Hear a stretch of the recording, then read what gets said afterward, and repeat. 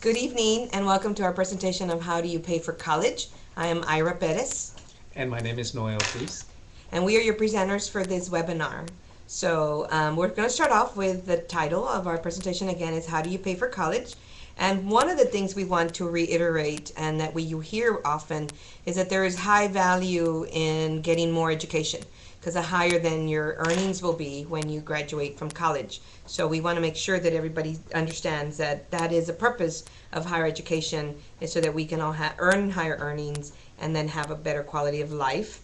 Tied into that is, of course, the way to go into college, and what we hope to be able to help you all with tonight is that financial aid is needed for us to go to college. For most of us, it's the only way we go to college. And so financial aid we define as funds that are provided to students and their families, because this is a family event, is to help them pay for college. Some of the things about financial aid is that some funds are free and don't have to be paid back. Some funds do have to be paid back, and so throughout this presentation, we'll be sure to point out the differences in those. How do you apply for financial aid? The most common way, of course, is going to the FAFSA webpage, and FAFSA stands for free, and we highlighted the word free because it is a free application, so there's at no point should any student pay for having a financial aid application filled out. So again, the site to visit is fafsa.ed.gov. That is the official website. There are many others that simulate to be the FAFSA webpage, but there's always costs associated to it. So as long as you have the extension of .gov, then you're in the right place. When do we apply? That's a question we get often, and applications are accepted every year starting January 1st. What's important to note is that there is many priority deadlines, and priority deadlines are deadlines that the college and university set, but those deadlines are not the definite deadlines and they're not final deadlines. So it's important that students understand that the earlier that you fill out your financial aid application, the better it would be. And then that you also have to do it once a year. So once you're in college, then you do have to fill out the application once a year. And again, you can always start on January 1st and take advantage of the early priority deadlines. The other question we get a lot is, what do you need to apply? And so we listed there some of the information that you need to take with you or have with you when you are applying for FAFSA, doing your FAFSA application. And most importantly is your student and parent exact date of birth and social security numbers. You will need your previous year income tax returns and W-2s, and then you will need information on any untaxed income that your family receives. Students, if they don't have a social security number, will need a student's alien registration number if that is what applies. One thing to note is that now with the IRS retrieval tool, there's a way for your income information to be uploaded automatically once you are in the website for the FAFSA completion. You can preload. If the IRS has processed and you have filed already, then there is a way to preload all that income information, which really will reduce the amount of questions you have to answer because it will be pre-populated. Other things you need to be careful about is that you will need to create a PIN number, and a PIN is a personal identification number. It's what you will need to keep this information somewhere very safe, because every year when you go do your financial aid application, you will have to use the same PIN number. And then one of your parents will also need to create a PIN, because that is what they will use to sign the financial aid application, the FAFSA. And so you need it to both complete it and to submit it. We also recommend that once you do all these steps, that you print an application and confirmation page for your records, because it's always good to have and keep yourself organized with all these records. We also recommend for students that may be a little bit uneasy or feel nervous about doing the FAFSA online, there is a FAFSA worksheet that's offered on the FAFSA page, webpage, where all the worksheet is a rough draft of the kinds of questions that you will be asked when you're typing in your official information. One of the things to always check is that you double check the social security numbers. Many of us invert the numbers sometimes, and that will cause many problems down the road. So you want to be sure that the information you're entering is accurate. So definitely check your social security numbers, double check all your birthdays, And the other important thing is to use the same name exactly as it appears on your Social Security card. Now, we must also warn you that that name should match the name that you have in your school records so that your school gets credit for you doing your FAFSA. Most of our schools nowadays are trying to keep up with all the students that are completing their FAFSA, so we know who we need to help and who we don't need to help. And so it's very important that your name on the FAFSA matches your Social Security number and then matches your school records. Again, it's better to be correct in entering all the information than to be fast. It's not a speed game. So one of the things you get once you do your FAFSA is called a student aid report, and it's automatically emailed to you. So it's very important that the email you provide when you're doing your FAFSA is actually an email that you will check and use all the time. So because that's the way that they're going to communicate with you. So the SAR, the student aid report, will be sent to you emailed through email once your FAFSA is processed. It will show all your answers to the questions on the application. It will also give you a little heads up and information on some of the questions that may be wrong or that they're incomplete. These are the ones you have to pay attention to because they will delay the processing of your FAFSA. If you miss your email or you delete it for any reason, you can always view and print your SAR on the FAFSA.gov website with your PIN number. Again, that's why you need to write that PIN number down in a very safe place where you know it's going to be there all the time, every year when you need it. The student aid report is then transmitted electronically to the colleges and universities that you listed on the FAFSA. Be sure that even if you're just considering these institutions, that you still send it to all those institutions. If not, you're going to have to remember to do it whenever you're applying, and that's not the good way to do it. So make sure you list any and every possible college or university that you're considering. Other information on the SAR that's very important to both you and to the colleges and universities is the expected family contribution, which we're going to go over in a moment what it means. And it will also give you information if it seems that you will qualify for Pell Grant and if you're selected for verification. And all these things we're going to talk about shortly so that you know what everything means. Verification, let's start with that. So verification is a process by which the colleges, universities verify some of the information that you provided on your FAFSA. Usually you have to submit those documents straight to the college. You do not submit them to the federal government. It could include such things as IRS tax returns and transcripts, verification worksheets, which are usually a college-based type worksheet, and then other documents, and they will specifically tell you what it is that they're looking for. So the important thing is to read through those documents, and if you don't understand it, then go to the financial aid office at the college or university that you are applying to that's asked for these verification documents. Only they can help you with some of the information that's on there. You have to keep in mind, if you don't fulfill the verification documents, then you will not be able to get your financial aid. And if you take long in getting this, then it delays you in getting your financial aid, and it may even result in cancellation of your financial aid that you're entitled to. So this is a very, very important process. It will happen after you apply for, after you submit the FAFSA application. So usually that's around late spring, early summer. It's very important that you follow through, or else you will not get your financial aid once you arrive on that campus. All right, so now the expected family contribution. First and foremost, as you see in red at the very bottom of the slide, this is not a payment. It is just based on what information you provided that would be the amount of money the family may be expected to contribute towards college expenses. So it's very much so based on what information you provide. It determines your financial need and your Pell Grant eligibility, and it varies for everybody. So it's based on your income, your assets, number of family members. We listed some of those there so that you understand why not everybody's EFC, as we call it for short, is the same. And so we gave you the formula, the real basic formula that is used. We list the cost of attendance, which is what it costs for you to attend college, minus this EFC that we just talked about. Then that equals your financial need. And this is the way that the colleges, in a big sense, use to determine the financial aid package that you will receive for that college or university. The other thing to point out very briefly is that the EFC will remain the same for you and your family no matter what college or university you're going to attend. That will not vary. All right, so now cost of attendance. As I mentioned earlier, cost of attendance is the cost for attending college for 1 year, which is usually defined as 2 semesters. It does not include your summer semester.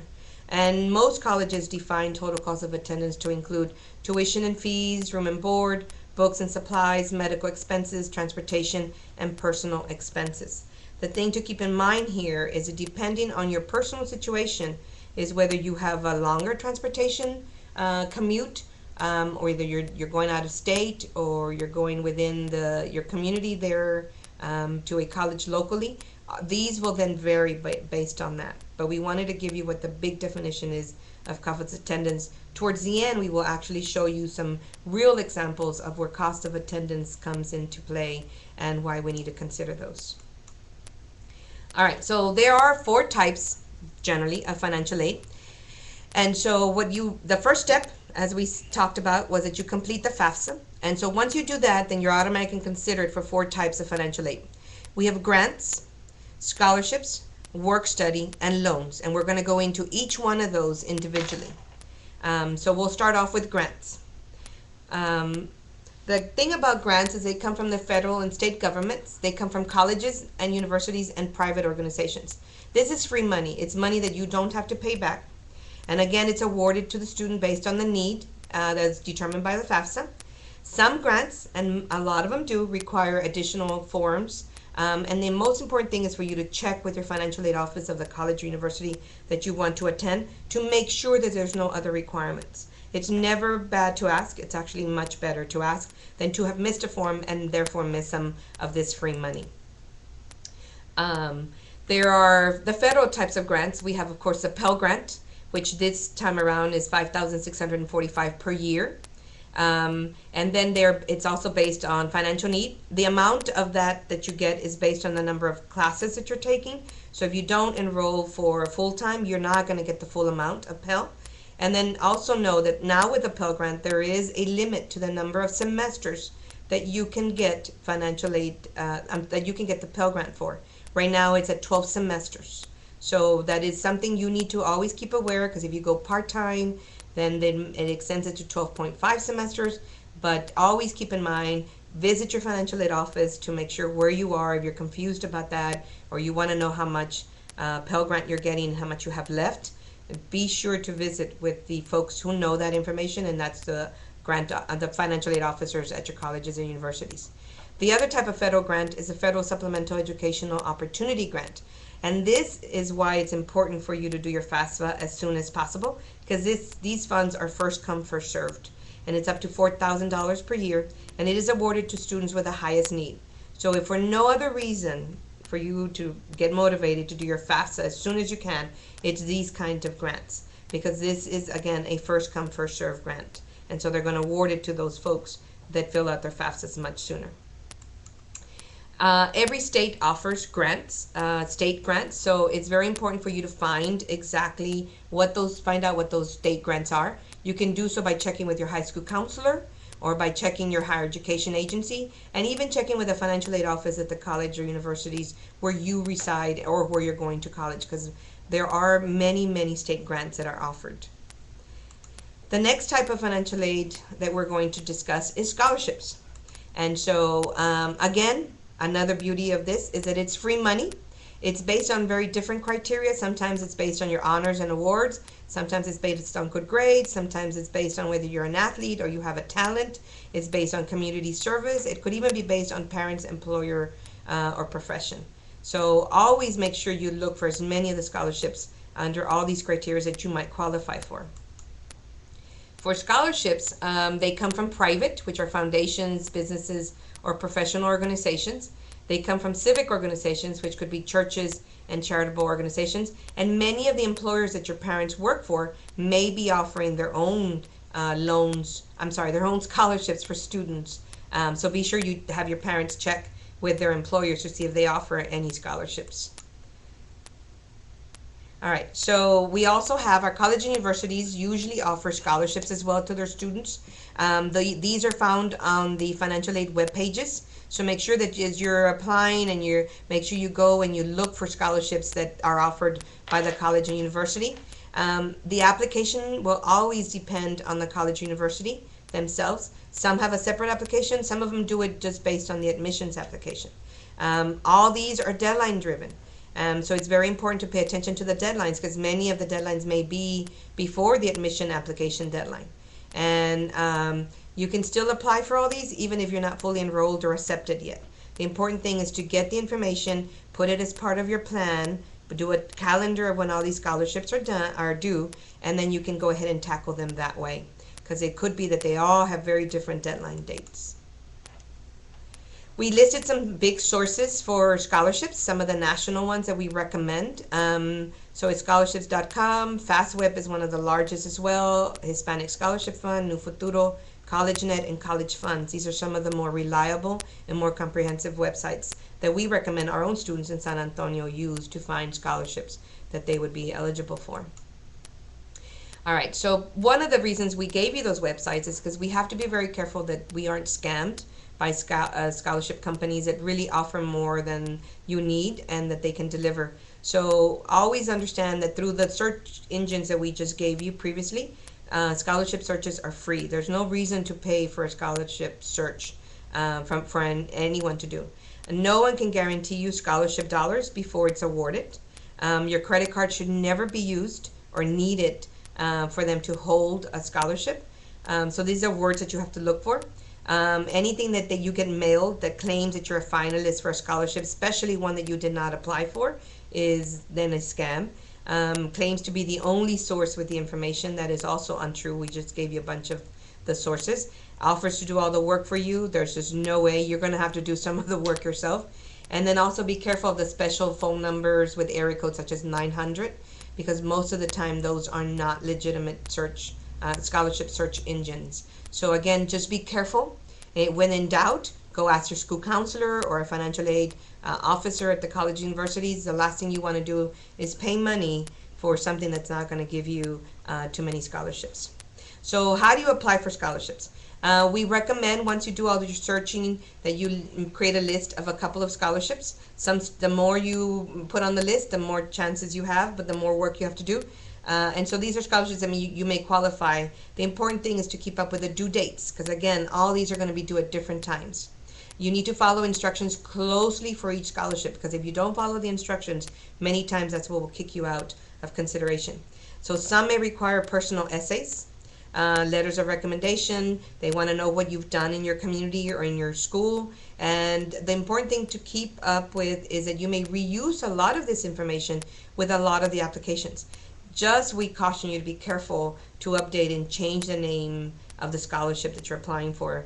We've served as readers for many scholarships, and the last thing we want to read is a student who's applying for a specific scholarship that uses a name from a previous scholarship application. That's grounds for you to immediately be kicked out of that scholarship competition. So the essay, we want to offer you some tips on the essay. Most importantly is we want you to be sincere, because if you're not sincere, those of us who read scholarship essays are able to tell that you're not being sincere. Be clear and concise. Always observe the word limit. Using proper grammar is great. We recommend that you have a teacher or a mentor check it for grammatical and spelling errors. You should do spell check.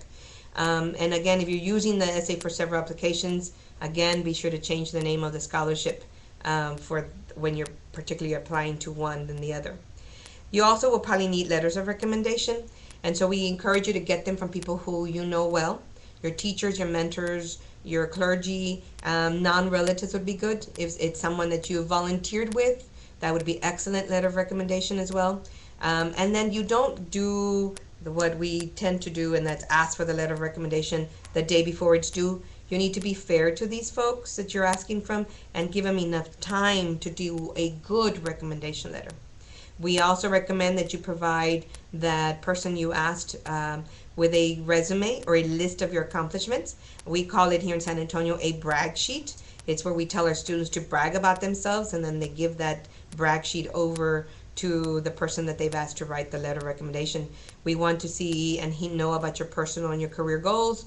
We want to know what you've done in your community, even if it means that you've had to work. We want to know why you've had to work and why you haven't been able to participate in too many extracurricular or in your community. We want to know your job experience. What has working at wherever you're interested in working, and especially if it's tied into your college major or your potential career later, what have you learned about that career? We want to know about that job experience. And then, of course, we want to know about your special interests and talents. What makes you you, and why should this scholarship be awarded to you versus the other people who may apply? And so that's all things to highlight. Great. So the next source of financial aid that we want to tell you about is work study. Work study is a really good program that you want to keep in mind.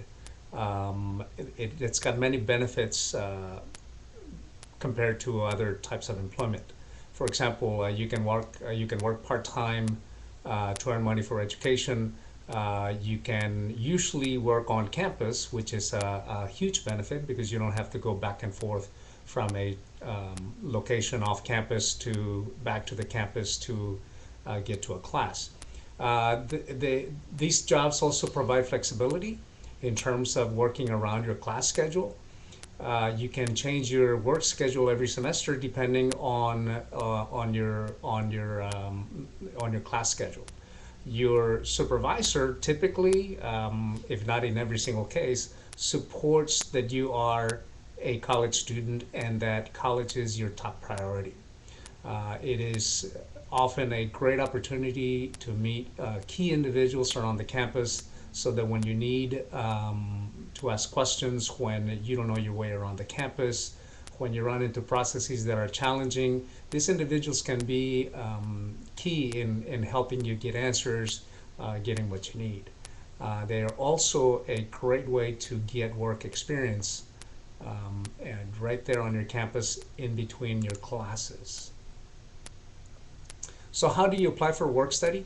Well, work study is applied for first through the FAFSA. Just like most, if not all, other financial aid programs, you have to have completed your FAFSA. It may require that you do a separate application and job interview.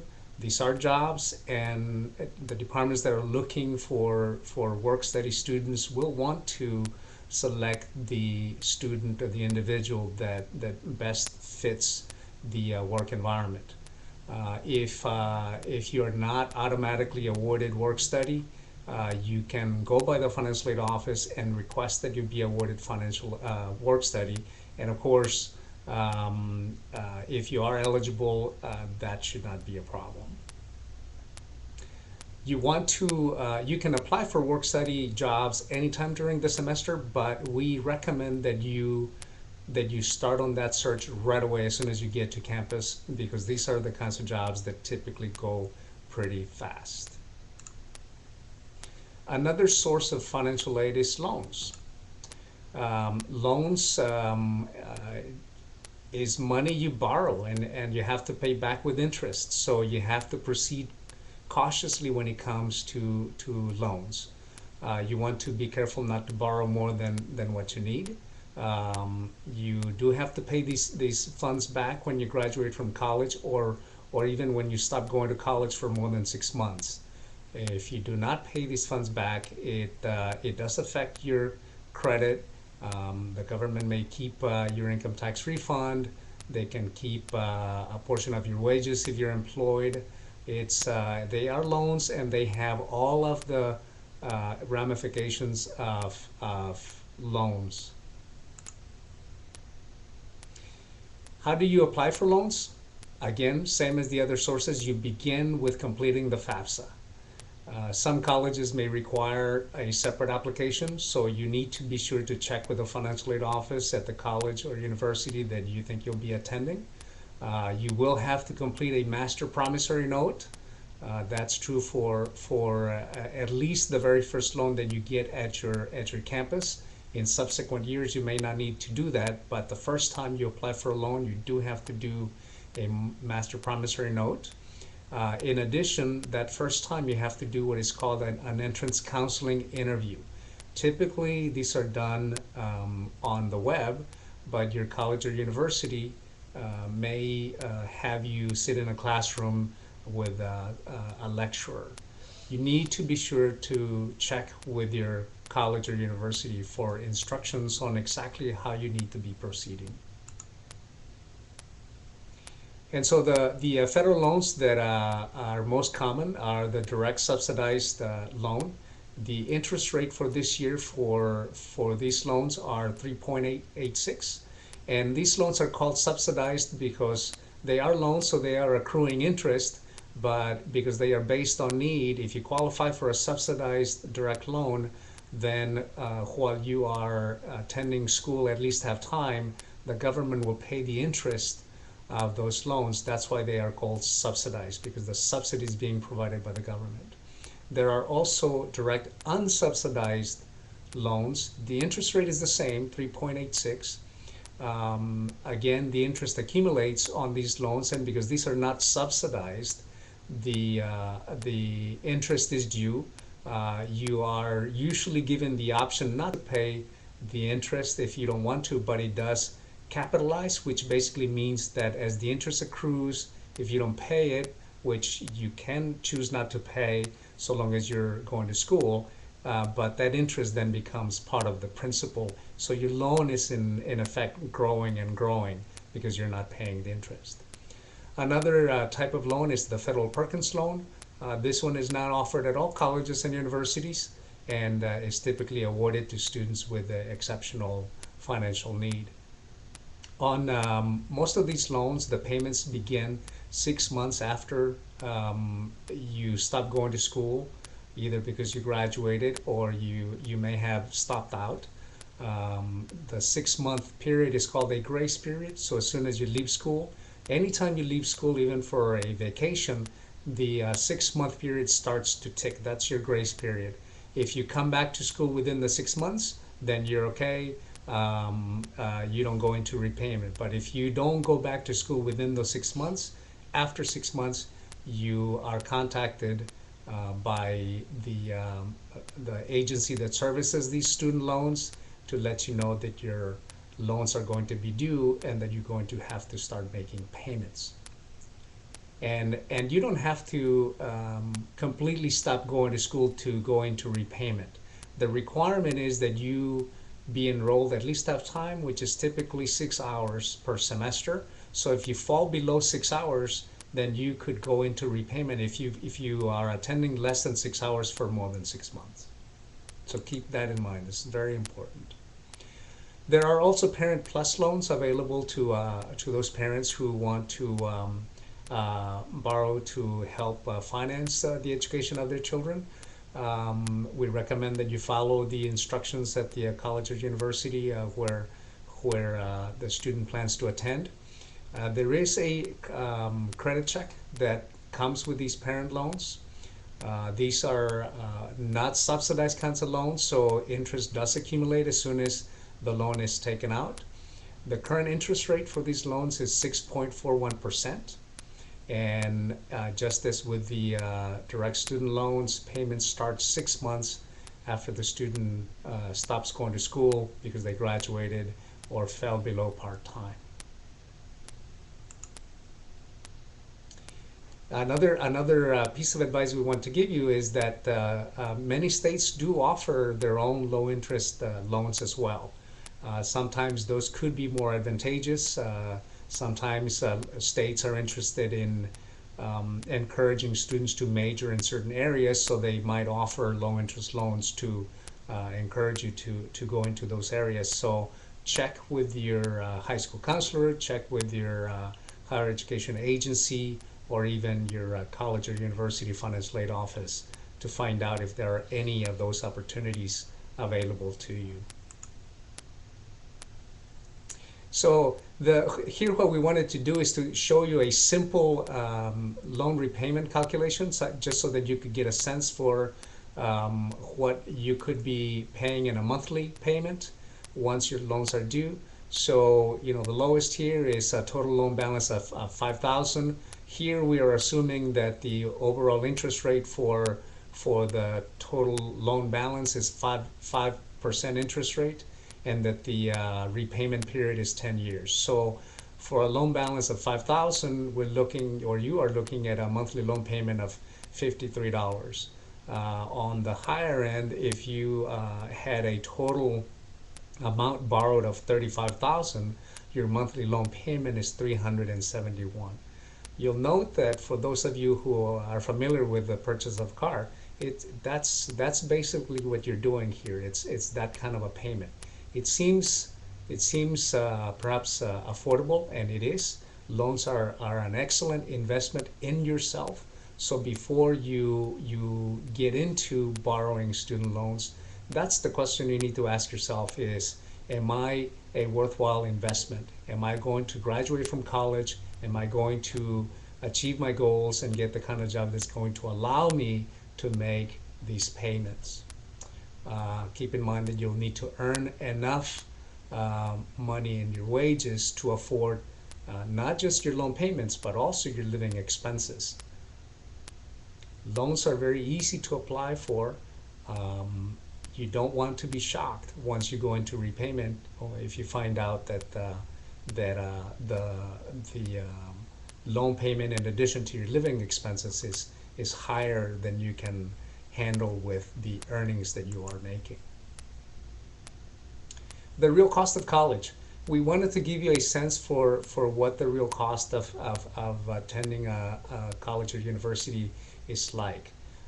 Here you can see the cost of attendance for 3 colleges, and you can see that in this example you have an estimated family contribution of $4,000 in each case. And because the colleges are have different costs, college 1 is $4,000, college 2 is $15,000, college 3 is $25,000. So because those costs are different and the family contribution is the same, then the financial need is going to be different. College 1, the total cost is the same as the family contribution, so there is no financial need, so this student wouldn't qualify for financial aid except possibly an unsubsidized Stafford loan to offset the family contribution. And then colleges 2 and 3 do show that there's financial need. So in both of those cases, the student should be receiving financial aid. Another thing we want you to keep in mind is that if you're not living at home because you're commuting to a local college or university, you will have room and board costs because even when you're living at home you have them, but you're not paying extra money out of pocket, whereas when you live on campus you're having to pay for living in the dorms. In addition, books and supplies can be higher than what the university estimates, so that would then of course increase your costs. These items, books and supplies and miscellaneous, these items are simply estimates. They are not meant to calculate exactly what each student is going to need in any of these items. So depending on your method of transportation, you could end up spending more in miscellaneous than what they show on this cost of attendance. And certainly if you are also working off campus, then that increases your transportation costs, and so your expenses would be higher because chances are your financial aid office will not anticipate that you might be working off campus. Another thing we wanted to say about the real cost of college, in this case, again, you have 3 examples. It's the same cost of attendance as in this case, $11,200 across the board. The family contribution in this case is different. Student 1 has an expected family contribution or estimated family contribution of $1,000. Student 2 has 0, and student 3 has $3,000. So because there's a difference in the EFC, and the cost of attendance is the same, then the financial need is going to be different. So student 1 has a financial need of 10,200, student 2 has a need of 11,200, and the third student has a financial need of 9,200. So that's the difference in all of these three scenarios as a result of the different EFC. In case number 2, even though student number 2 has a lower EFC due to less resources at home, college is affordable because financial aid should or will be awarded to meet her higher financial need. Keep also in mind that when colleges know that you will commute from home to college, the financial aid that they provide you may only be enough to cover tuition and fees, books and supplies, and transportation, meaning that even though the cost of education includes room and board, since they know that you're living at home, they may not concern themselves too much with giving you financial aid for that part of it because they know that those are ongoing expenses. And so even though it may not look like they're meeting your financial need, in effect, college is still very doable in that case. So the next thing we want to do is talk about the award letter. Award letters can be confusing sometimes. The award letter is really the same thing as a financial aid package. The financial aid package is the aid that a school offers you to cover some or all of your financial need that we just talked about at their institution.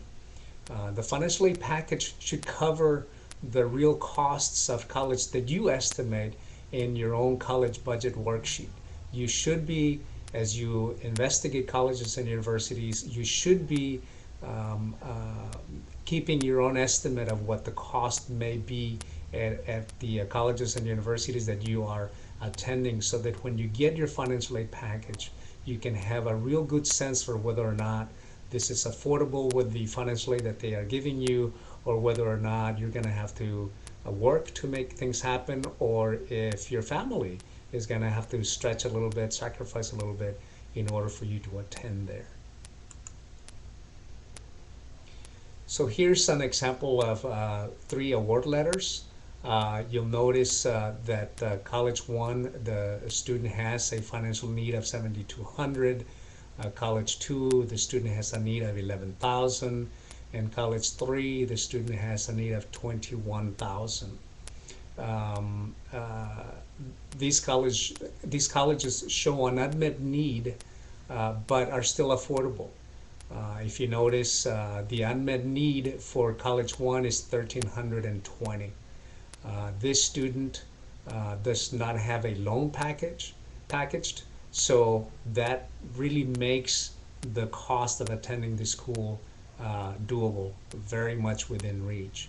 College number 2, in this case, the financial need was 11,000. The total financial aid given was 11,000, so the unmet need is 0. So certainly this is an affordable university as well.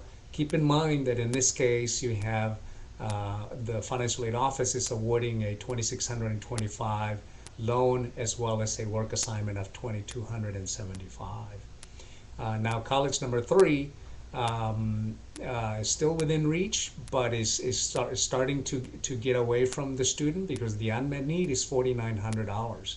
And yet, even though there's unmet need of $4,900, that is even after the student is being asked to borrow $5,500 in either a student loan or a parent loan. And of course, this student also has a $3,000 work study assignment. So here's another a different look at award letters. In this case, we're giving you college number 2 and college number 3. The unmet need for college number 2 is 0, and the unmet need for college number 3 is $4,900. Notice that the total aid is 11,000 for college number 2, and 16,100 for college number 3. What we wanted to show you in this slide is what is considered the real cost to you, the student, and your family. In this case, we're calculating that college number 2 is going to cost $8,900, and this cost is above and beyond what the financial aid office is offering in financial aid. And we are calculating the $8,900 in the following way. We're saying the estimated family contribution of $4,000, that's out of pocket. That's a real cost to you and your family. In addition, there's a loan of $2,625. Well, you have to pay that loan back, so that's a real cost to you and your family. And then finally, college number 2 offered this student $2,275 in work study, and that too, of course, is money that you have to earn, and then once that money's in your pocket, you have to then pay it to afford your college expenses. Now, going over to college number 3, the real cost to the student and family in this case is $17,400. So this is how we calculate that real cost. First, we go back to the EFC, that's $4,000. Then we add an unmet need of $4,900, meaning that after the college provided financial aid, they left $4,900 of need that the student still had not met. They did not provide funds for that. So that adds up to $8,900 total. Then you look at the financial aid package and you notice that the university or college awarded the student $5,500 in a loan and then $3,000 in a work study assignment. So when you add all of those resources together, the real cost to you and your family is $17,400. So this is the kind of thinking and the kind of analysis that you need to be doing as you get real close to making your final selection of the college or university that you want to attend. So other ways to pay for college that we wanted to tell you about is dual credit, AP credit, or you can test, CLEP, or test out of some classes. And so these are good ways to earn college credit while you're still in high school, and that helps you save money. And the way this happens is, for example, if you earn, let's say that you earned 2 3-hour class credits, and this is how that translates to savings.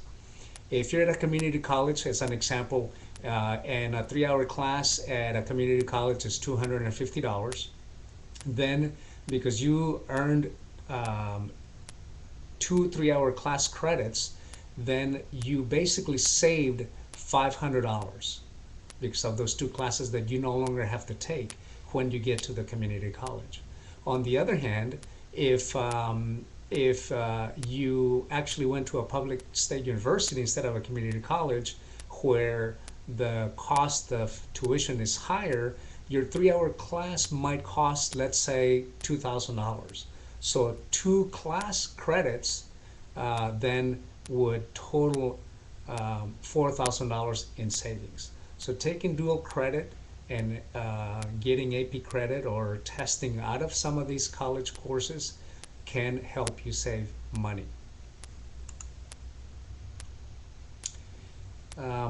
Transfer programs are always a good idea to look into.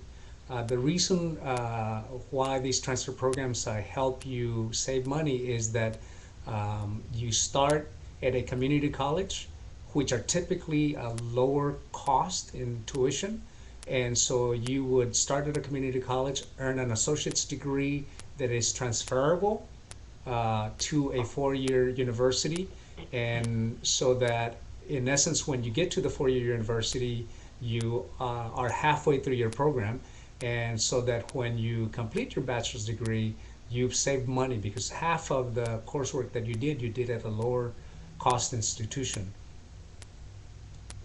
What you need to do is visit transfer centers at colleges nearby for advising to make sure that the classes that you take will transfer and will count towards your degree plan, because otherwise It won't save you the money that we're talking about. Finally, saving money is always a good idea. It's never too late to save a few dollars. Save from your summer job, part-time job, wherever you can save money from. Always a good idea. So quick final notes. Don't forget to complete your FAFSA in January or February of your senior year. Remember that the early bird gets the worm, so those are the students who are going to get first shot at the funds that colleges and universities run out of very quickly. That's why it's important to apply early. Remember that you'll need to do your income tax return from the previous year. Also make sure that you ask for university scholarships and pay attention to the application method for these scholarships. Keep looking for scholarships throughout your college career.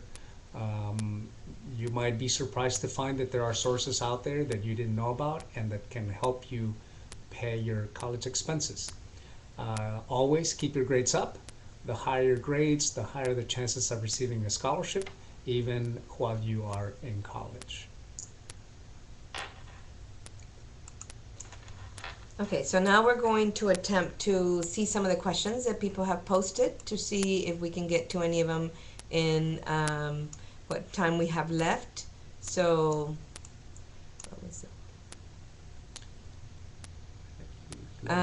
There's someone who asked what the website was that we referred to. So we're going to go back to some of that right now to show it on the screen again.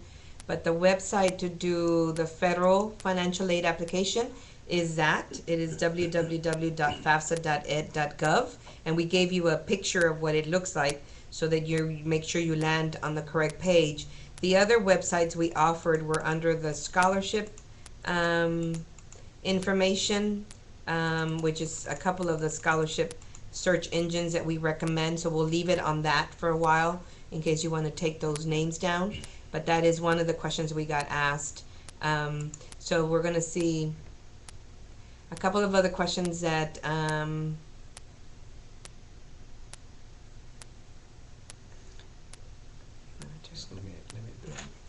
Okay, so this question is, it says, my issue is that I am not a U.S. citizen or permanent resident, but I did enter the country legally. I'm currently in the process of applying for the residence green card, but I am not sure if I can apply for federal help from FAFSA. Is there any other way to get monetary aid apart from the financial aid package of the university I would apply to? That's a very good question, and the answer is that you cannot apply for financial aid through the FAFSA because it requires a Social Security number. It goes through some checks that eventually will disqualify you in the process. However, it's important to note that there are some states that provide financial aid to students who are not yet legal residents. So, for example, in the state of Texas, students are able to establish residency if they lived in the state 3 years prior to graduating from high school. And these students, again, this is in the state of Texas, we have a form called the TASFA, the Texas Application for Student Aid, and that is a paper form that is submitted directly to the college or university, and then the college or university establishes the eligibility for that student for state funding, because in Texas those students are eligible for state funding. Other states across the country do the same thing, not every state. So you need to again check with your high school counselor, check with your financial aid office or the higher education agency of your state. The other thing is one of the websites that we're showing right now under the scholarship sources, New Futuro, though that site does have some information on scholarships for which a Social Security number is not required. So make sure you check into the New Futuro website, because they do have listings of scholarships that do not require a social security number, which would be exactly the kind of other monetary aid that you may be needing and looking for. We're going to go to a couple of...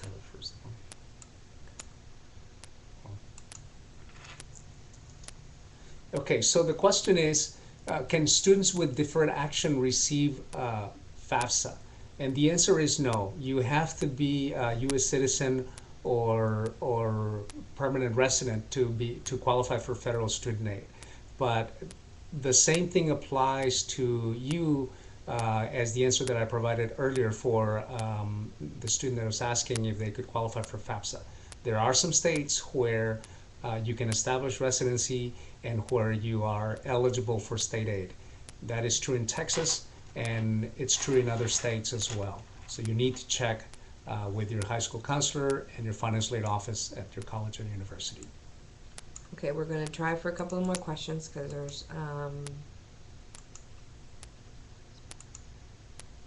So we got a comment about how no one has spelled out this type of information out clearly, and that's exactly what we wanted to do, was be sure that we provided the information that we hear our students ask us. So this presentation was in direct response to the work that we do in advising students and guiding them through financial aid.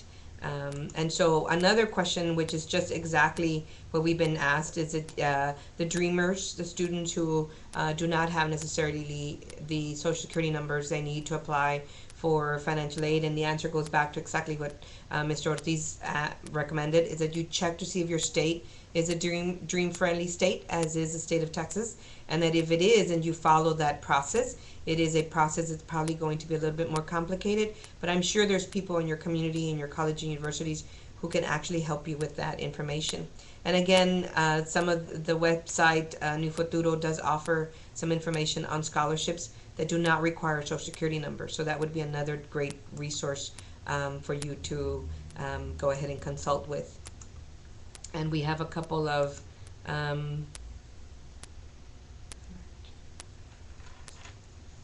Okay, so can American children of undocumented parents receive any kind of financial aid? The answer is yes. The requirement is that the student be a permanent resident or U.S. citizen. So the answer is most definitely you are eligible for financial aid.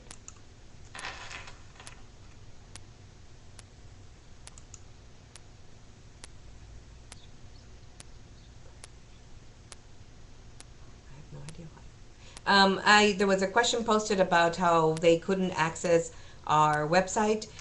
You may want to try another website that we operate, and that is cafecollege.org, and it's cafe, C-A-F-E, and then college.org. That is another website that has a tremendous amount of information on financial aid, and all the search engines for scholarships are on that website again, and that website is cafecollege.org. All right, so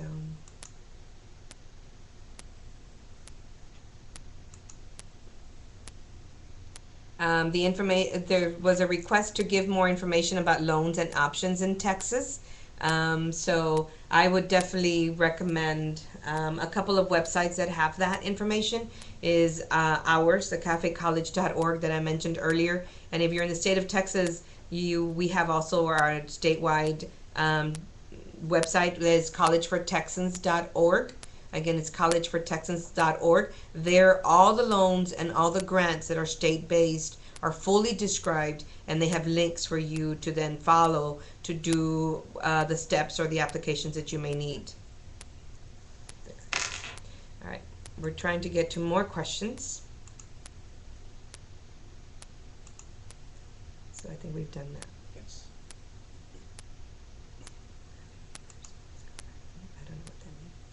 So the question is, what are the years of these colleges? And I'm assuming that this is in reference to the award letter examples that we showed earlier. And there isn't a specific year attached to those. We simply came up with We looked at some. estimated cost of attendance here locally. So they're they're reasonable costs. I'm sure that across the country there may be colleges and universities that cost a little bit more than that, but by and large, the thrust of the example, what we're trying to tell you is applies regardless of where you go.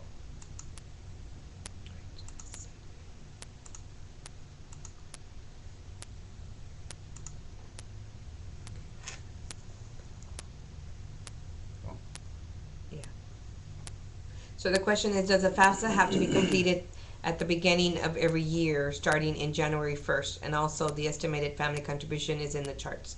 Is that what the families will be paying total for everything, or is it what the family is being given by financial aid? Okay, so for the first question, does the FAFSA have to be completed at the beginning of every year? The FAFSA does have to be filed every year. As things stand now, the FAFSA has to be completed every year that a student would want financial aid for the subsequent year. So you can start applying January 1st, but you can go into January, February. We really recommend students get all their FAFSA information done by March, because a lot of those priority deadlines that we talked about are in March. While we know that you have to wait till your parents file their income tax, it is important that you have these conversations with your parents and you try and figure out a way to get those income tax forms filled out as soon as possible. Then there was a question about the estimated family contribution.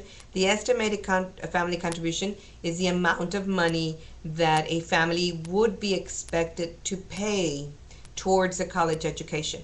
But again, as we explained, if you live at home, then that may take up your estimated family contribution. There are some loans that the family can take out, like the Parent Plus loan, where it would help cover the estimated family contribution. The important thing is just that comes from a formula that the government has, decided based on what you provided, that is what the family could be expected to contribute. And keep in mind that in some cases, the college or university may not give you enough financial aid to cover all of the financial needs. So those are still costs that are not being picked up by financial aid. And so the student and the family then would be responsible for those. So we have a question from someone who lives in San Antonio about our scholarship and whether the Education Partnership Scholarship is for Dreamers as well. And yes, in San Antonio, the San Antonio Education Partnership does give scholarships to students who are Dreamers. I encourage those of you who live in San Antonio who are listening to this broadcast to definitely visit Cafe College. We are the center, College Access and Opportunity Center for the city. So most definitely come in and visit us here at Cafe College. You can find out more information about our center. And there's a lot of resources on it for those of you who don't live in San Antonio. We have it by grade level, and that is cafecollege.org. So we definitely ask you to visit that website.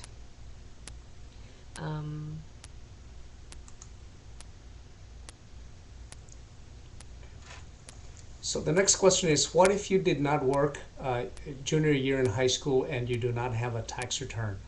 That's not a problem. When you complete the FAFSA, you simply report 0 wages. That's perfectly okay. And I think this will be our last question because we're running out of time. So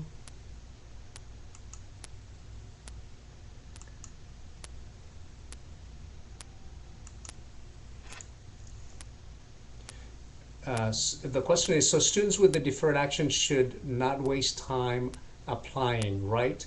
It's always a good idea to apply for financial aid as early as possible. So the answer is most definitely yes.